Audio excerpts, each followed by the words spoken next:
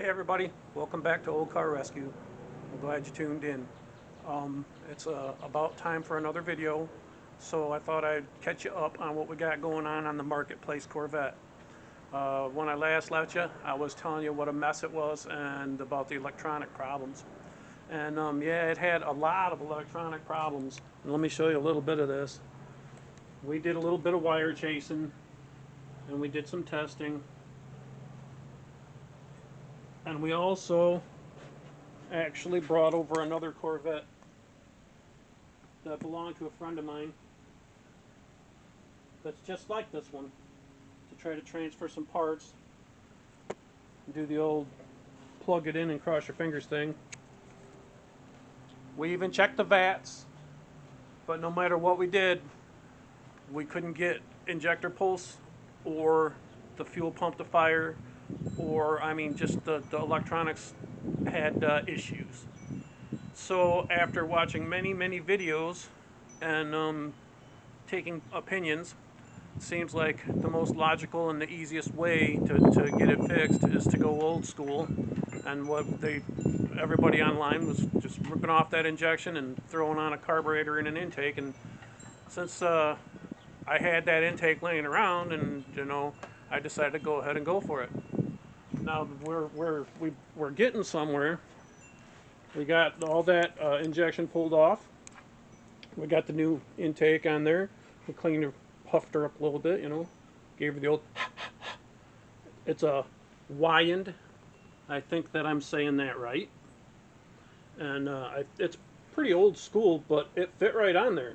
Now, in past experiences, there's two intakes. The ones with the bolts that go in it at an angle, and then these two go in straight up and down, and then the ones that they all go in at an angle. And fortunately, the intake, being even the old school one, matched it. The bolt holes were correct. But one of the things that I really wanted to show you was, look inside here. I didn't clean this at all. I just pulled the valve covers off of it so I could paint them and change the intake. But this motor on the inside is so clean that it's just ridiculous. That is like one of the cleanest motors I've ever seen. So I gotta say, either this motor was changed. I can't say recently because the car sat for 20 years. Was either changed shortly before it was parked, or I want to know what kind of oil they ran in this thing, because from what I understand, it's got 80,000 miles on it. I know that's not a lot, but that motor shouldn't look like that. But it does, and I'm quite glad to see that it does. So we're going to get our intake torqued down. We got it all put on. We got our new HEI distributor, because the one that has the fuel injection has the timing is advanced by the computer. So we're going to switch it back to vacuum advance. And we're deciding whether we're going to go with Holly. I got a 650, or I got a Edelbrock. But believe it or not, I'm thinking about going with a 2-barrel. I know you're saying, wow, a 2-barrel? But it's not just a normal 2-barrel. Back at Rockford Speedway, when we raced, even our Premier Division had a 2-barrel limit.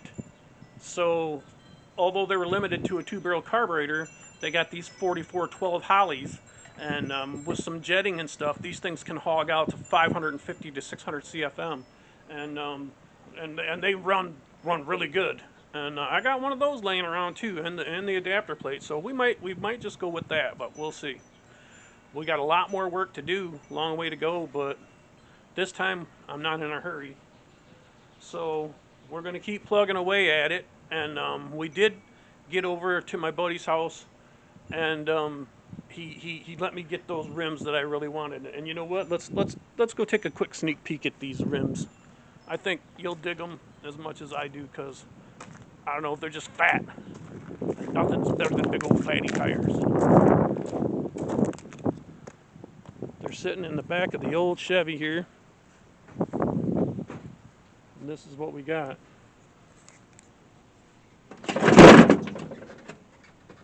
They're Corvette wheels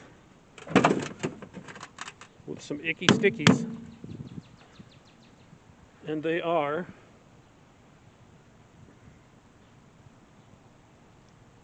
$315/30R18s. Those are some pretty fat tires right there. By the way, it's a beautiful day today here in Platerville, Florida. It's a little bit humid, suffering from a little bit of swamp ass, but other than that, I can deal with it. But I just wanted to catch you up, and that's where we're at. We're going to keep plugging away at it, and I'm going to make another video real soon because I don't think it's going to be too long before we're going to be firing this thing up. We have to route and plumb fuel pressure regulator and put in the thermostat, cooling system. I'm going to go ahead and hook the heater hoses back up because I just like to have everything working. I'm putting the air back on it. Drop the distributor, valve covers. We got them painted and ready to go back on, all cleaned up. So it really shouldn't be too long, and this bad boy should be on the road. Now, we know we don't have any brakes, so we're going to have to deal with that. And there's a few other things that I'm sure we're going to have to sort out. But we're going to have fun doing it, and we hope you come along for the ride. This is pretty much all I got for you today, and thanks for watching. Of course, as always, if you aren't subscribed, please subscribe. It makes a huge difference to me, and our subs are going up daily, and it makes me feel fuzzy in my happy places. So hit that subscribe button, the like button, ring the bell, leave a comment, and thank you so much for watching. And if you watched it all the way till the end, you rock, and be awesome to each other.